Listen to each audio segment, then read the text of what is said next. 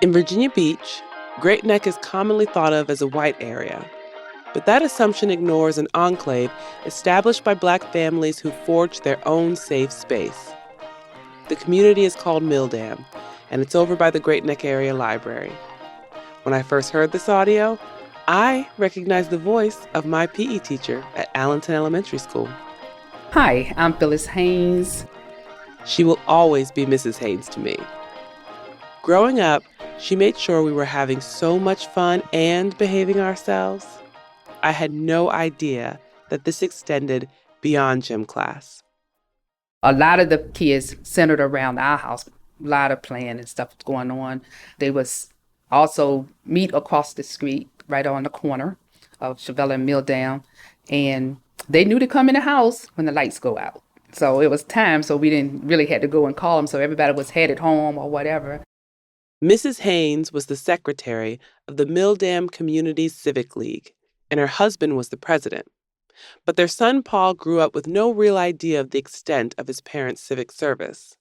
To him, they were just mom and dad, who kept him in a community where he was surrounded by family. I guess Milldam Road is a little over a mile long, so at least 3/4 of a mile of that road was all family. So from our family home, in either direction we can go, and we would always have family there to keep us in line or to play with, or that we just enjoyed, and that was the center of the community, was family. Paul said that there was so much family around that when he got older and wanted to date someone, he would first need to make sure that they weren't related to him. When the streets were finally paved in the early 90s, the community named one of them Family Way. We would just use our imagination to make up our own little games and have our own little spats and do things that kids do, King of the Hill or hide and seek or kickball or football.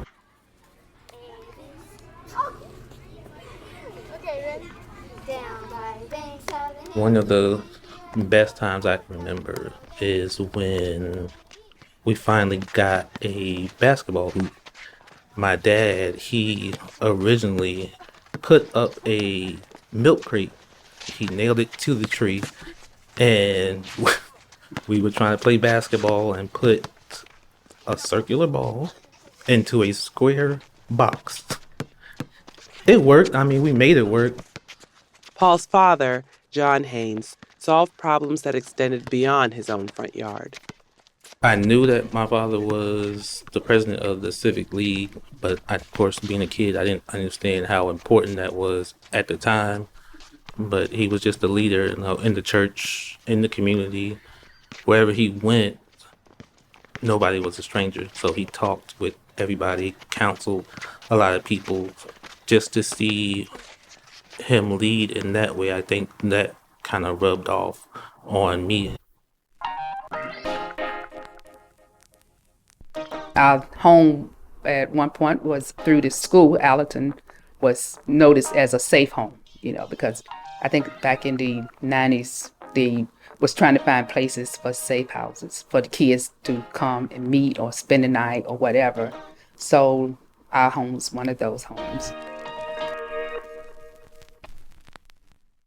The reason that the community decided that we needed one is because, kids was being missing and different things was going on. Back then, there was a lot of latchkey kids. So they was trying to make it safe for kids to have somewhere to stay until the parents got home, or just come and play, do your homework, whatever. So that's why it was important for them to have a safe house. And I think one of the things with me, why it was so important, kids with all this time on their hands was getting in trouble, knowing that when parents was home, it made a difference. That's kind of new to me. I didn't know we were an actual safe house. I just thought that all the kids like coming to the house. But we, you kind of feel like the popular house in the neighborhood. A common thread that we heard in each historically Black community were fond memories of when friends, family, and neighbors took care of each other. Paul's parents understood the art of villaging. What kind of rubbed off on all the boys, in a sense, his sons, it wasn't just talk, it was action as well. I think that's in all the kids now. Back then, it was an all black community.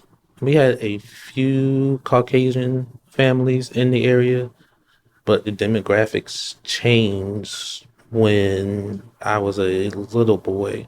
You started seeing more Caucasian families coming in to the community and getting the houses, the land being sold off by some of our family members that just wanted to move out of the neighborhood. So they would sell the land for pennies on a dollar, and they would rebuild these massive homes to where if they decided they wanted to move back, they couldn't because they couldn't afford it. They bought that property in the 90s, and they haven't done anything, with it. But I think what they're doing is waiting until we sell, and they got to wait 100 years.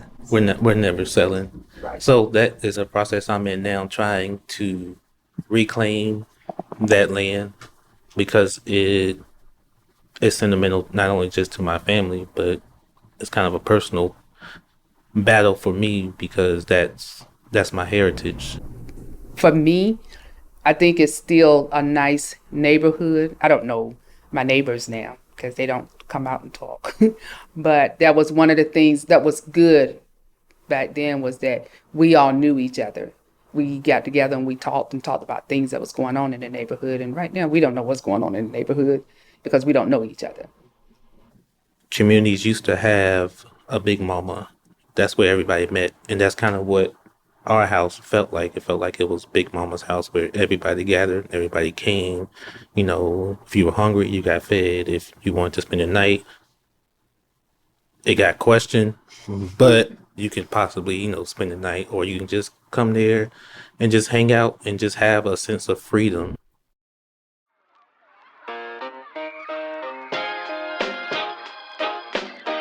Paul wants to get back to the community he grew up in. Is it possible for a modern, diverse neighborhood to hold that same sense of freedom that he is after? Or are we in a perpetual search for nostalgia? Visit our website, truthbetoldcommunity.com, to find out ways to get involved and share this episode with friends. This series was written by Jackie Glass and Hannah Sobel, edited and hosted by me, Nicole Hill, sound design by Trindell Lightburn, and our work has been supported by the Virginia African American Cultural Center through a grant from the Virginia Tourism Corporation. Follow our work by subscribing wherever you get your podcasts. We couldn't do this without people brave enough to share their experiences. So thank you, Mrs. Phyllis and Mr. Paul Haynes.